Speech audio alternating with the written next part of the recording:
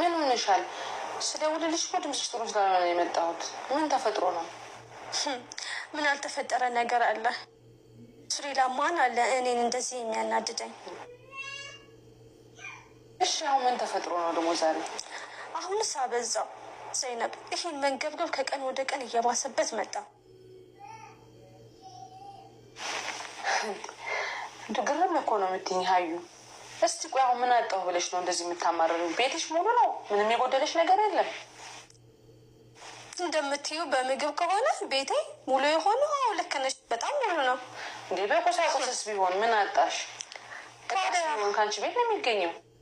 አይ ዘይነብ፣ ታዲያ ቤቴ ሙሉ ቢሆን የምፈልገው ነገር በምፈልገው ሰዓት ካላገኘው፣ ደስ ያለኝን ነገር ካልገዛው ምኑ ላይ ታዲያ ሙሉነቱ? ኧረ ተያዩ ታያታማሪው። እሺ አሁን ምን አደረገች ደግሞ?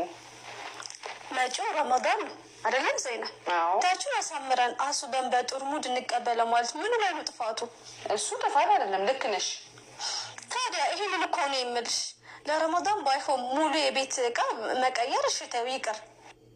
የቤታችን መጅሊስ መጋረጃና ቲቪውን ደግሞ በሳራት ኢንጅ እናድርገው እንቀይረውና ረመዳን እንቀበለው ያልኩት። አሁን ምን ያናድዳል? አሻፈርም ብሎ እኮ ነው ወጡ ሄደው። አይ ሀዩ፣ አሁን ያልሻቸው ነገሮች ሁሉ መጋረጃው፣ መጅሊሱ ባለፈው አረፋ አይደል እንደ ቀየርሽው? ምን ሆነ? አዲስ ነው እንዴ ዘይነብዬ? እና ባለፈው አረፋ ታዲያ 9 ወር ሆነው እኮ። እና አሁን 9 ወር እንደው ብዙ መሆኑ ነው።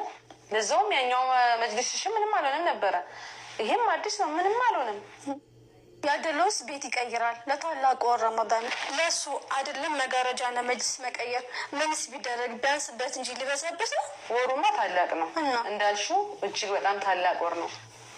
ቁርአን የወረደበት ወር ነው። ሰላታችን እንደ 7 እጥፍ የሚቆጠርበት ነው።